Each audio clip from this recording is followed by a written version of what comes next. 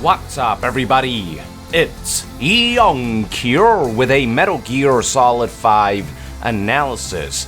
Sorry it's been taking me so long to analyze the game. I've been involved in a variety of theatrical productions as of late, and the launch of Fallout 4 has kept me busy, but I've finally had the time to do some analysis.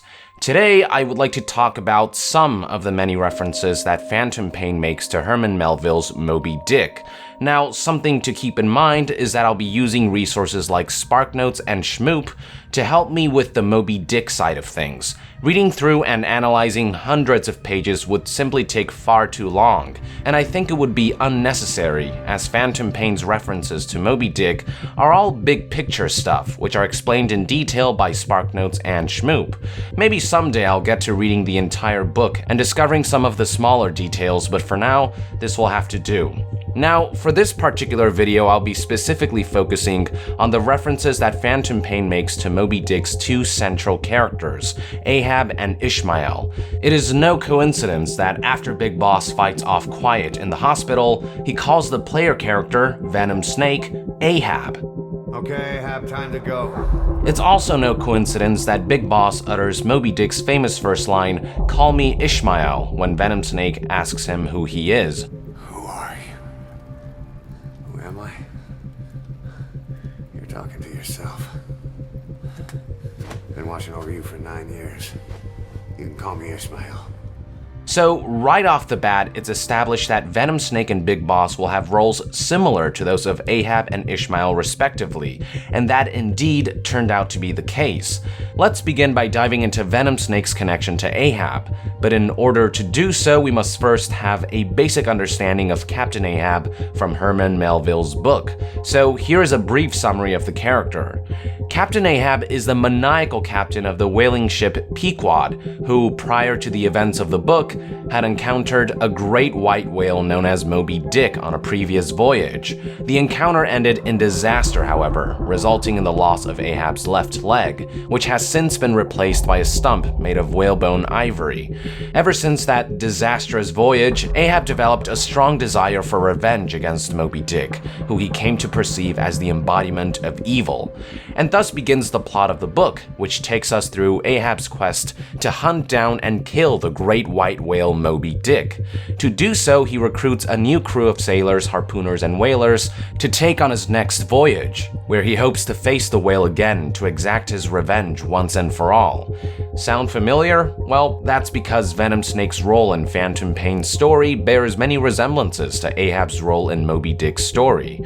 In the same manner that Ahab is the physically and psychologically damaged captain of a whaling ship called Pequod, from which he leads a crew of sailors and whalers to hunt down the great and enigmatic Moby Dick to get revenge for what happened on the last voyage, Venom Snake is the physically and psychologically damaged captain of Diamond Dogs, from which he leads a crew of mercenaries and soldiers to hunt down the great and enigmatic Cypher to get revenge for what happened during the events of Ground Zeroes. Like Ahab, Venom Snake recruits through a combination of charisma and terror, and as a leader, he is dictatorial but not unfair, occasionally showing a compassionate side. There is also the fact that in the same manner that Captain Ahab lost his left leg in his previous voyage prior to the events of the book, which was replaced by a stump thereafter, Venom Snake lost his left arm in his previous voyage prior to the events of Phantom Pain, which was replaced by a prosthetic thereafter. Now, one important distinction to make is that Venom Snake was not in a position of leadership during Ground Zeroes like Ahab was during his first encounter with Moby Dick. However, when you consider that it's not until Phantom Pain that Venom Snake gains the codename Ahab, it all sort of ties together and makes sense. Now, even more interesting than Venom Snake's connection to Ahab is Big Boss's connection to Ishmael. Let's talk about Ishmael for a second. In Moby Dick, he is but a simple sailor who joins Ahab's whaling crew to seek adventure. Now, what's interesting about this character is that he is the narrator of the book. I wouldn't say that necessarily makes him the main character, as it is Ahab's motivations that drive the plot forward, not Ishmael's, but it is Ishmael who narrates the story. In other words, Moby Dick could be described to be the story about Ahab from the perspective of Ishmael. While Ishmael is a central character to the narrative, compared to Ahab, he's more of an observer sitting on the sidelines, and his character is barely developed throughout the story. He's more of a tool for Herman Melville to tell his story. This is very similar to Big Boss's role in Phantom Pain, who, while key to the overall narrative, doesn't do much other than go into hiding and possibly observe from the sidelines, with his character also being barely developed throughout Phantom Pain, and with him being more of a tool for Kojima to send the message he wants to send in the controversial ending. It's also interesting to note that Big Boss's circumstances and ideals resemble Ishmael's. Something that Ishmael believes is that shipping aboard a whaler can be associated with suicide, believing that men aboard a whaling ship are lost to the world, which is why the character could be described as having gone out at sea out of some deep spiritual malice. This is very similar to how Big Boss took to sea, or started his own private army, eventually at sea, out of deep malice towards the world, after his country tragically betrayed him and his mentor and mother figure, the Boss, during the events of Snake Eater. This malice comes to full fruition at the end of Peace Walker, when he comes to the conclusion that even the Boss had betrayed him. She betrayed me, guys. She what? In the end, she put down her gun. And when she did, she rejected her entire life up to that point, including me. And in the same manner that Ishmael believes that boarding a whaler can be attributed to suicide, Big Boss knows full well that his private army venture could lead him and his men straight to hell, and yet, despite all this, he believes there is no better place for them, which is why Big Boss creates the concept of Outer Heaven in the first place, as a haven for the men lost to the world. And yes, we may all be headed straight to hell. But what better place for us than this? It is our only home, our heaven and our hell. This is Outer Heaven. So by giving Venom Snake and Big Boss the codenames Ahab and Ishmael respectively, Kojima had already given us an incredible amount of hints regarding the nature of the two characters in Phantom Pain. Now, obviously, the revelation that Ishmael is in fact the real Big Boss doesn't happen until the very end of the game, an ending that in reality takes us back to the beginning of the game, and even further back than that. But if you think about it, Kojima had hinted at this plot twist for a very long time. Remember during GDC 2013 when he took to the stage wearing the Ishmael mask? Right there and then, you could say that Kojima was in fact embodying Big Boss, aka Ishmael, and we the people watching this unfold were unknowingly embodying Venom Snake, aka Ahab. My interpretation of that moment is that in the same manner that Big Boss is the leader of the greatest private armies, Kojima is the leader of the Metal Gear series, and we the players and fans of the series were vital to keeping Kojima's work alive. Similarly to how Venom Snake played a vital role in keeping Big Boss's work alive.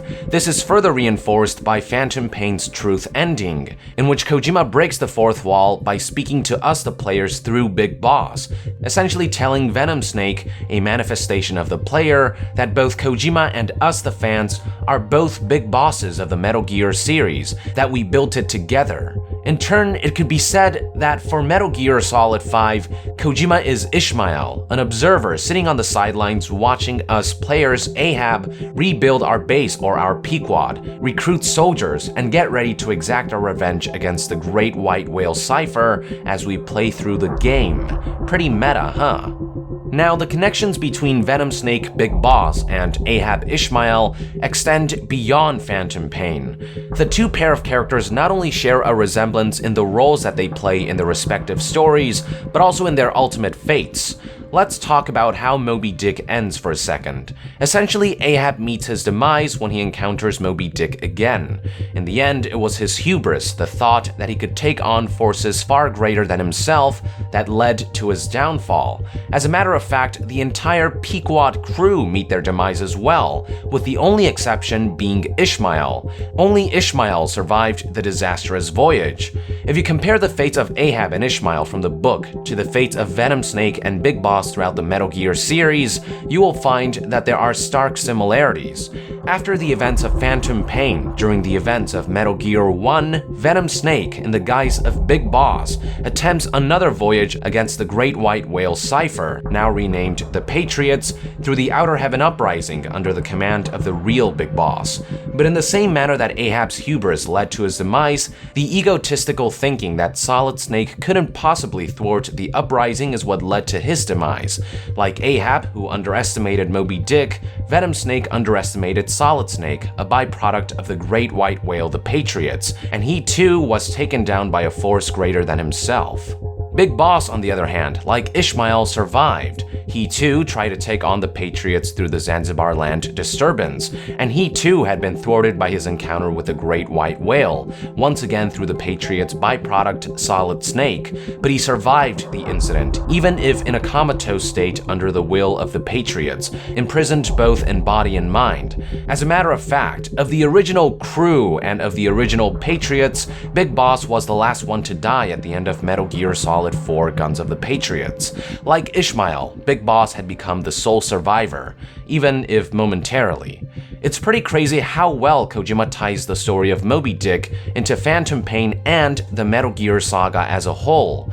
Both works tell stories of revenge, of hubris, of pursuit against forces far greater than oneself, and the demise that it can all lead to. And at the core of it all are Ishmael and Ahab, Venom Snake and Big Boss. So there you have it, folks. As I stated before, these are just some of the many references of Moby Dick that Kojima makes through Phantom Pain. I'll definitely talk about more of them in future videos as I further explore and discover new details in both works. With that, I would like to end this Metal Gear Solid 5 analysis, ladies and gentlemen. Thank you for tuning in.